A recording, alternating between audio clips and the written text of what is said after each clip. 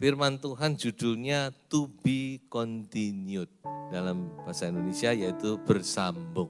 Nah saudara, hidup ini orang bilang seperti cerita.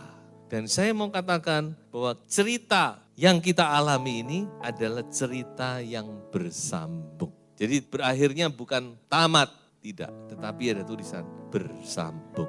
To be continued. Ini yang saya maksud. Kehidupan kita di dunia ini tidak habis ketika kita senang di tangan Tuhan. Habis di situ.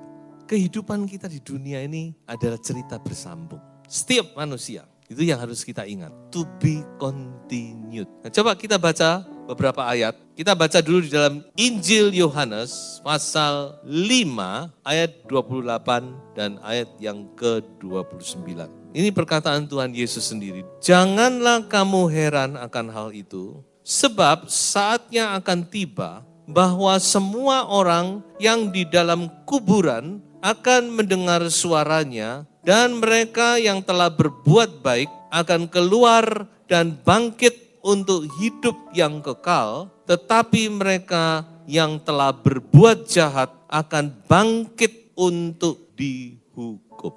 Jadi kita jangan lupa hari ini, bahwa kehidupan di dunia ini kalau berakhir bukan berarti lalu tamat. Tapi firman Allah jelas mengatakan kepada kita bahwa akan ada yang namanya kebangkitan. Di mana nantinya akan ada dua jalan. Hanya ada dua jalan. Yang satu kehidupan yang kekal dan yang satu penghukuman yang kekal. Makanya Rasul Paulus pernah berkata gini, ayat berikutnya. Di dalam 1 Korintus 15, ini pengandaian dari Rasul Paulus ya. Dia bilang kalau orang mati tidak dibangkitkan enak. Ayo kita nikmati hidup ini sepuas-puasnya, seliar-liarnya. Habis, sudah selesai. Ngapain kita bersusah-susah kalau memang hidup ini tidak ada kebangkitan. Nah ini pengandaian tentunya. Jadi saudara-saudara kita harus ingat hal ini, bahwa firman Tuhan jelas berkata, bahwa ada kebangkitan, ada kehidupan yang akan datang, yang jauh lebih panjang, jauh lebih panjang dari hidup yang sekarang ini. Dan kehidupan yang sekarang ini kalau dibandingkan dengan kehidupan yang akan datang itu nggak ada apa-apanya. Mungkin cuma satu titik saja. Saya terus terang saudara, makin hari makin merasa, iya betul ya firman Tuhan itu. Yang mengatakan bahwa hidup ini singkat. Dulu masih usia 30, 20, 30, 40, enggak mikir saudara ya. Tapi sekarang mikir saya saudara ya. Iya betul ya, memang hidup manusia ini dikatakan firman Tuhan singkat. Jadi saudara-saudara, kita harus ingat hal ini. Bahwa hidup kita ini masih bersambung. Dan yang singkat ini yang menjadi problem di sini saudara. Kehidupan yang singkat ini menentukan kehidupan yang kekal. Catat itu. Yang singkat ini menentukan yang kekal. Ini saudara-saudara yang sulitnya itu di sini. Hidup yang cuma sekian puluh tahun ini menentukan nantinya di mana kekekalan kita. Bagaimana kita nikmati kekekalan. Sampai di mana kemuliaan kita dalam kekekalan. Sehingga saya boleh katakan dan sesuai dengan firman Tuhan juga, bahwa hidup yang kita jalani sekarang ini bagaikan benih ya, yang ditanam di dalam tanah. Benih ini nanti akan mati, tapi dia akan menghasilkan tumbuh-tumbuhan yang bisa bertahan lama. Tergantung jenisnya, ada tumbuhan yang bisa ratusan tahun juga ada. Dan benih ini menentukan tumbuhan ini nantinya bagaimana. Dan itu juga yang dikatakan oleh Rasul Paulus ketika Rasul Paulus berbicara tentang kebangkitan. Mari kita kembali kepada 1 Korintus 15 ayat yang ke-42. Demikianlah pula halnya dengan kebangkitan orang mati, ditaburkan dalam kebinasaan, dibangkitkan dalam ketidakbinasaan, ditaburkan dalam kehinaan, dibangkitkan dalam kemuliaan, ditaburkan dalam kelemahan, dibangkitkan dalam kekuatan. Yang ditaburkan adalah tubuh alamiah, yang dibangkitkan adalah tubuh rohania. Jika ada tubuh alamiah, maka ada pula tubuh rohania. Jadi sudah jelas bahwa kehidupan kita ini, posisi kita ini seperti benih sebenarnya. Kalau kita tanam sesuatu benih, dia nantinya akan tumbuh. Dan demikian juga dengan hidup kita yang singkat ini. ini bagaikan benih. Benih untuk apa? Benih untuk kekekalan. Nah itulah sebabnya kalau kita ingin menikmati yang baik, pasti kita memilih benih yang terbaik, bukan? Kalau saudara ingin menanam sesuatu untuk menikmati sesuatu yang hasil yang baik, apakah itu tanaman, apakah itu buah dan sebagainya, tentu saudara akan memilih benih yang terbaik. Nah demikian yang menjadi harapan kita semua. Mari kita tanam benih yang terbaik. Nah ini sebuah pertanyaan, benih apa? Benih yang bagaimana yang Anda dan saya tanam. Nah saudara, saya akan membawa saudara kepada 3 hal, 3 benih dalam hidup kita. Saya pilih 3 yang penting ini saudara, untuk mengingatkan kita supaya kita benar-benar yang terbaik kita berikan untuk Tuhan. Yang pertama, yaitu benih waktu. How you spend your time. Bagaimana Anda menghabiskan waktu saudara. Jadi saudara, salah satu hal yang bisa kita invest untuk kekekalan adalah waktu kita. Nanti di kekekalan sudah tidak ada hitungan waktu. Waktu itu hanya ada di bumi ini. Bagaimana kita menghabiskan waktu kita? Itu menjadi sebuah perhitungan. Petrus berkata, ayo kita sekarang pakai waktu dengan baik. Jangan habiskan waktu menuruti kemauan orang-orang yang berdosa katanya. Jadi saudara, waktu ini adalah sebuah benih. Dan bagaimana kita menginvest waktu kita, memakai waktu kita, itu nanti akan diperhitungkan oleh Tuhan. Saya senang sekali dengan sebuah ayat di dalam Kejadian pasal 5 dikatakan Henokh ketika dia berusia 65 tahun. Dia berjalan dengan Tuhan. Kemudian dia diangkat dan tidak ada lagi di dunia ini. Penghiburan bagi saya. Berarti saya belum terlambat nih untuk belajar berjalan dengan Tuhan. So itu mari saudara-saudara kita pakai waktu kita dengan baik. Efesus pasal 5 ayat 16 dan ayat yang ke-17. Pergunakanlah waktu yang ada karena hari-hari ini adalah jahat. Sebab itu janganlah kamu bodoh, tetapi usahakanlah supaya kamu mengerti kehendak Tuhan. Dalam bahasa Inggris dipakai kata make the most of every opportunity. Pakailah setiap kesempatan dengan semaksimal mungkin. Untuk apa? Untuk mengerti, untuk mengenal kehendak Tuhan. Mengenal isi hati Tuhan. Dan ini sangat penting. Saya membaca di 1 Samuel. Ketika saya sampai kepada Saul, hati saya ikut terenyuh, saudara-saudara. Ini orang yang dipilih Tuhan, tapi akhirnya ditolak oleh Tuhan. Saya bertanya-tanya kenapa? Apa sebenarnya kunci permasalahan dari Saul? Ya kalau tindakannya sudah jelas ya dia tidak taat dan sebagainya. Tapi sebenarnya apa? Kuncinya itu di mana? Mengapa dia begitu? Itu yang penting toh. Karena setiap tindakan itu pasti ada dasarnya. Apa yang mendasari seseorang? Dan salah satunya saudara, kalau saya bandingkan dengan Daud, Saul itu tidak ngerti hatinya Tuhan. Tapi Daud mengerti. Saul itu tidak kenal sama Tuhan. Kenapa dia tidak mengerti? Karena dia nggak dekat. Nggak punya kedekatan dengan Tuhan. Daud lain. Daud kalau dibanding Saul, secara luar tidak ada apa-apanya dia. Saul itu orangnya tinggi, dikatakan dari bahu ke bawah itu dia lebih tinggi dari orang. Jadi orang itu cuma di sini sudah. Mungkin saya perkirakan mungkin Saul itu mungkin tingginya 190 sampai 200 meter. Ganteng, tinggi, besar. Kalau Daud anak gembala. Tapi sudah di pemandangan Tuhan.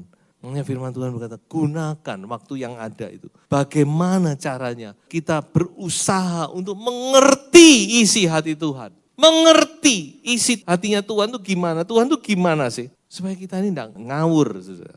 Kerja itu enggak ngawur. Dan kalau toh kita keliru-keliru itu enggak ngawur. Bisa kita salah itu bisa. Tapi kita bisa melunakkan hati Tuhan. Karena kita tahu Tuhan itu senangnya begini. Ya orang kalau mengerti itu kan lain. Saudara. Makanya yang pertama Paulus berkata lewat Efesus. Usahakan. Do your best dalam hidup ini. Untuk kita mengerti kehendak Tuhan. Mengenal Tuhan. Jadi waktu ini harus kita spend untuk mengenal Tuhan. Tentu bukan berarti saudara 1 hari 24 jam saudara berdoa, tidak kerja apa-apa, baca Alkitab, bukan demikian. Saudara. Kita perlu beraktivitas, perlu berkomunitas, kadang-kadang kita juga perlu rekreasi, kita juga perlu bekerja. Tapi saudara, ya apa, saya tidak bisa ngomong, itu kan di tangan saudara bukan? Waktu itu kan di tangan saudara. Bagaimana caranya? Kita harus spend our time, luangkan waktu, pakai waktu. Make the most, maksimalkan setiap kesempatan untuk kita mengenal hati Tuhan. Itu investasi kita yang pertama, benih waktu. Kedua adalah your money. Saya harus ngomong, walaupun saya sebenarnya tidak senang ngomong tentang uang. Karena ini untuk kebaikan kita semua, kebaikan saudara, kebaikan saya juga. Bagaimana kita membelanjakan uang ini? Uang itu duniawi, saudara. Uang itu cuma adanya di dunia, di sorga nggak ada uang. Nggak perlu uang. Uang kita tidak laku di sorga. Saudara punya mata uang apapun, apakah itu US dollar, apakah itu euro, ataukah mungkin nantinya akan menjadi Bitcoin atau apa, mata uangnya akan terus berubah ini. Nanti di surga semuanya enggak laku. Itu adalah hal dunia, sangat dunia. Very earthly, but hebatnya uang itu, saudara-saudara. Kalau dipakai dengan tepat, itu bisa punya nilai yang kekal di surga. Itu loh, hebatnya uang. Ini hal yang dunia, hanya sehelai kertas saja. Nah, ini cuma kertas yang dicetak. Ini tak sobek, enggak ada artinya, cuma eman-eman ya. Tetapi yang dunia ini bisa punya nilai kekal. Coba kita baca ayatnya. Injil Matius pasal 6 ayat 19 sampai 21. Janganlah kamu mengumpulkan harta di bumi ngengat dan karat merusakkannya, dan pencuri membongkar serta mencurinya. Tetapi kumpulkanlah bagimu harta di sorga ngengat dan karat tidak merusakkannya, dan pencuri tidak membongkar serta mencurinya. Karena di mana hartamu berada, di situ juga hatimu berada. Ada orang berkata, harta atau uang itu tidak dibawa mati. Itu betul. Seberapa banyak pun simpenan kita, waktu kita mati, semua kita tinggal. Makanya kalau mau pakai sekarang. Kalau mau beli sesuatu, beliau sekarang, nikmatono sekarang, saudara. Ya, jangan jadi eman-eman terus. Tapi ya jangan ngabur, ya. Tetap harus perhitungan, ya. Terutama untuk Tuhan, amin. Kalau mau untuk Tuhan, sekarang waktunya. Kisah 10 ayat 4, ada satu cerita yang menarik perhatian saya. Malaikat datang kepada Kornelius, utusan Tuhan. Ia menatap malaikat itu dan dengan takut ia berkata, ada apa Tuhan? Jawab malaikat itu, semua doamu dan sedekahmu. Perhatikan, semua doamu dan sedekahmu telah naik ke hadirat Allah dan Allah mengingat engkau. Jelas, bukan cuma doamu, sedekahmu, pemberian-pemberianmu untuk rumah Tuhan, untuk pekerjaan Tuhan. Sedekahmu itu naik ke hadirat Allah. Jadi ini yang kedua, saudara. Benih yang kedua yang bisa kita tanam untuk kekekalan. Dan sekarang yang ketiga. Yang ketiga adalah jerih payah dalam Tuhan. Mari kita baca ayat yang terkenal ini. Karena itu, saudara-saudaraku yang kekasih, berdirilah teguh, jangan goyah, dan giatlah selalu dalam pekerjaan Tuhan. Sebab kamu tahu bahwa dalam persekutuan dengan Tuhan, jerih payahmu tidak sia-sia. Jerih payahmu tidak sia-sia dalam persekutuan dengan Tuhan. Saya ngomong gini bukan karena saya hamba Tuhan, lalu saya cuma mendorong saudara untuk kerja, tidak. Sebelum saya menjadi hamba Tuhan, saya sudah suka melakukan pekerjaan Tuhan. Jadi jerih payah itu tidak sia-sia. Dan saya mau katakan bahwa pekerjaan Tuhan itu perlu jerih payah. Kita harus berjerih payah, bercapek-capek, berlelah-lelah. Bukan sama pekerjaan kantor, pekerjaan saudara-saudara di kantor, saudara punya pegawai, mungkin saudara bisa asal main perintah dan sebagainya. Tapi dalam pekerjaan Tuhan seringkali tidak bisa demikian. Kita harus berjerih lelah, berjerih payah. Kadang kita capek memang secara fisik. Kalau saudara berjerih, bercapek-capek untuk Tuhan, saudara harus bersyukur karena jerih payahmu dalam Tuhan itu tidak sia-sia. Artinya Tuhan catat semuanya itu. Apa buktinya kalau Tuhan catat? Coba lihat ini, Roma 16. Di Roma 16 ini ada rentetan orang-orang yang ditulis oleh Paulus yang kita tidak pernah kenal dan tidak pernah diungkap dalam khotbah, tapi orang-orang ini tercatat dalam kekekalan karena firman Tuhan itu kekal adanya. Siapa orang-orang ini? Coba satu persatu. Priscilla dan Aquila. Paulus bilang suami istri ini mempertaruhkan nyawa untuk aku. Maria bekerja keras. Bukan Marianya zaman Yesus, ini Maria lain, banyak Maria bukan. Terus Trifena dan Trifosa, dua wanita juga, membanting tulang dalam pelayanan. Terus Persis membanting tulang dalam pelayanan. Dan Paulus sendiri, dia berkata, aku bekerja lebih keras dari semua orang. Paulus tuh umurnya enggak panjang. Menurut catatan sejarah dia usianya cuma sampai 65-an atau mungkin 66. Kemudian dipenggal oleh Kaisar Nero. Tapi kita diberkati oleh kehidupan Paulus luar biasa. So itu mari saudara, bagi saudara yang sudah berjeri lelah, saya mau katakan kongsi nimen. Kenapa? Karena apa yang kamu sudah lakukan itu tidak sia-sia. Ada saudara-saudara yang berjeri lelah sejak muda. Saya mau katakan apa yang saudara lakukan tidak sia-sia. Tuhan mencatat dalam kekekalan. Sama, waktu, uang, jeri lelah. Kalau mau bekerja, kalau mau berjeri lelah sekarang. Jangan tunggu, karena Tuhan Yesus berkata akan datang malam di mana tidak ada seorang pun bisa bekerja. Kalau saudara mau bekerja untuk Tuhan, ini saatnya, bukan besok, bukan 10 tahun lagi, kita tidak tahu apa yang akan terjadi 10 tahun lagi. Karena zaman begitu cepat. Sebab itu ini saatnya, kalau Anda mau bekerja, berjeri lelah untuk Tuhan. Tuhan berkata, ayo kerjakan pekerjaan Tuhan selagi hari siang. Karena akan datang malam di mana tidak ada seorang pun yang bisa bekerja.